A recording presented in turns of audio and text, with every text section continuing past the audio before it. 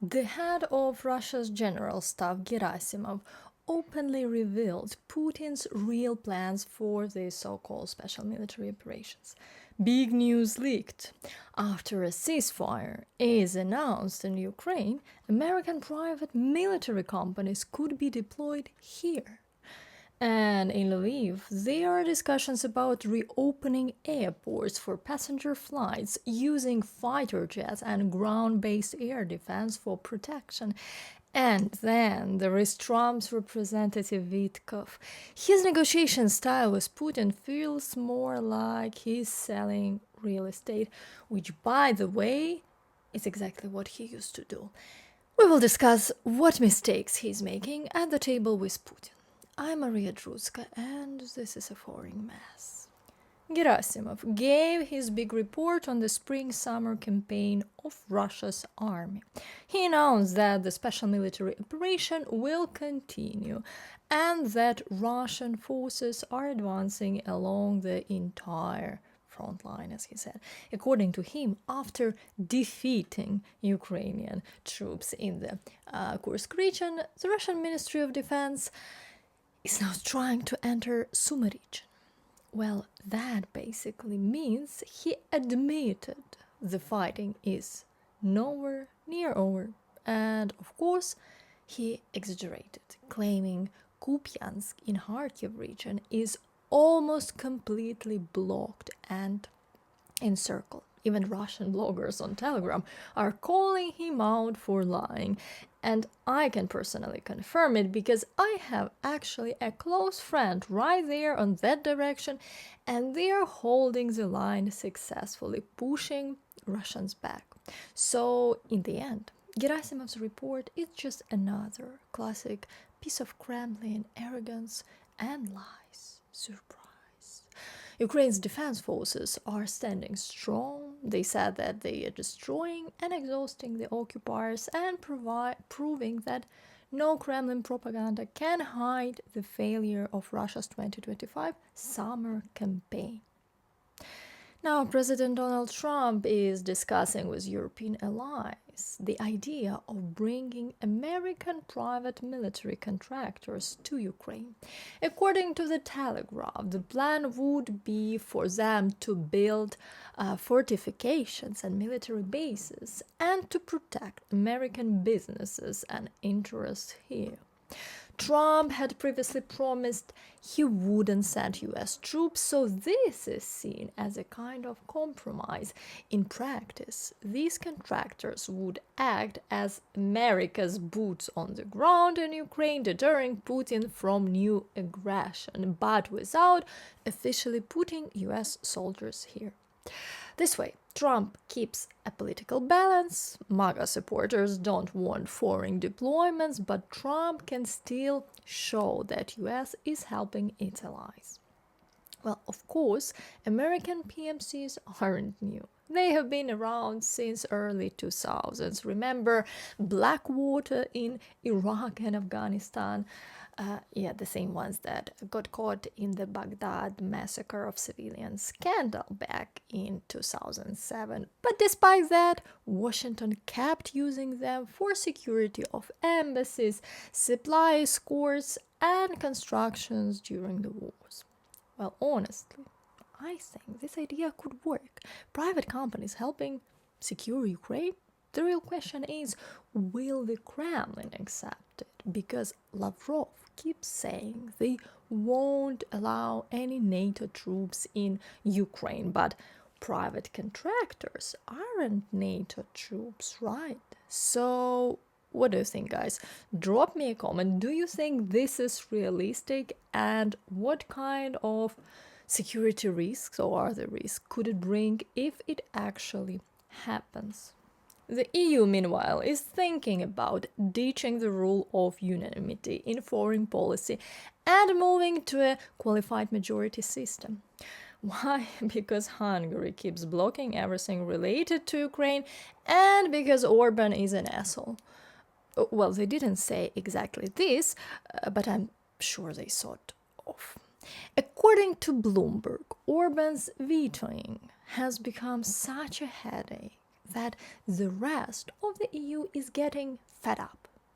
If this goes through, Hungary won't be able to block sanctions against Russia or EU aid for Ukraine.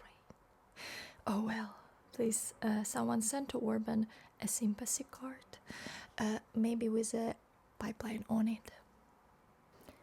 Europe has been in discussions over introducing a no-flight zone to allow Ukraine confidently reopen commercial aviation routes.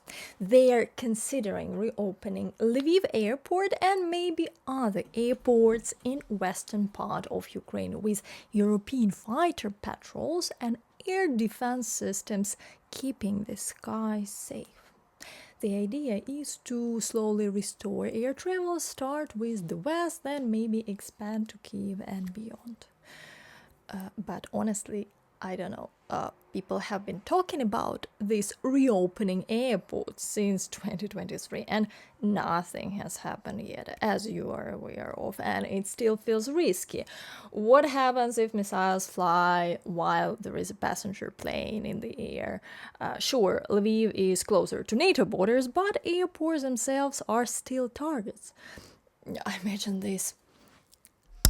Ladies and gentlemen, it is a chief flight attendant speaking while you are relaxing mid-flight, NATO shooting down missiles outside your windows. Meanwhile, you can enjoy your wines and peanuts on board, wishing the rest of your flight be stress-free.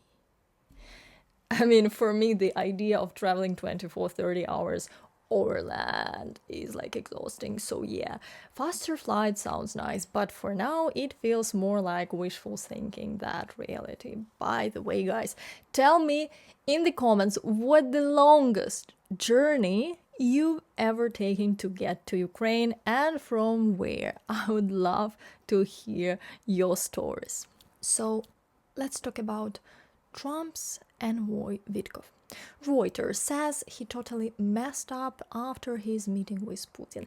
He went to Moscow without a State Department stenographer. Yes, without the person who actually writes down what was said. So, what happened? He came back with no clear record of Putin's actual proposals of ending the war. Brilliant.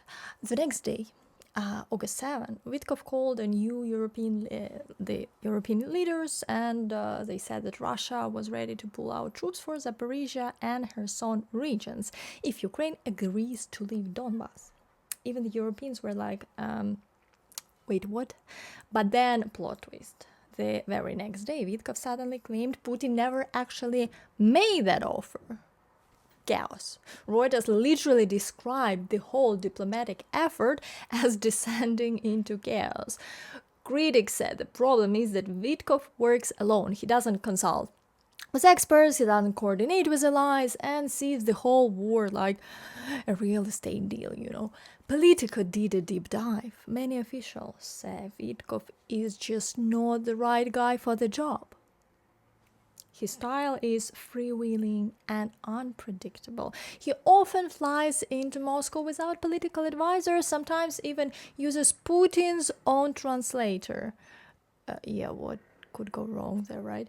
And then comes back to the US, changing or re-interrupting what was said, which leaves European and Ukrainian partners scratching their heads like, did Putin actually say that? Or is this another Vitkov remix?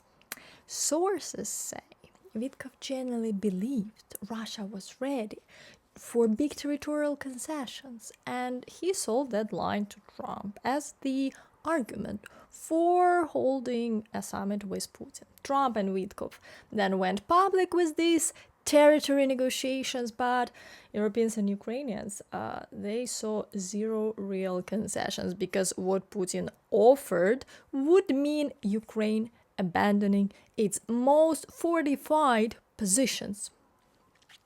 Nice try. Another problem, Vitkov rarely reads his briefings and intel reports carefully. I mean, who needs intelligence when you have vibes, right? he also tend to jungle only one issue at the time. So if Ukraine coincides, for example, with Gaza or Iran news, guess who's going the back burner? Even Russian negotiators are apparently annoyed. Yeah, even they, because Vitkov doesn't always transmit Putin's red lines accurately to Trump. They like that he has direct access to Trump, but they see he doesn't fully grasp what Putin is even saying. Now, to be fair, some officials admit Vitkov did accomplish something. He opened doors no one else could. He got dialogue started, gave leaders space to talk about security and territory, but his lack of preparation, his refusal to follow normal diplomatic procedures, and his unpredictable communication make these talks messy and dangerous. Well, guys, that's it for today. I want to thank all of you for supporting Ukraine. Watching Ukrainian content, please like this video, and you can support the channel's development on Patreon or Buy Me a Coffee. The empire will fall. See you soon, and Slava Ukraini!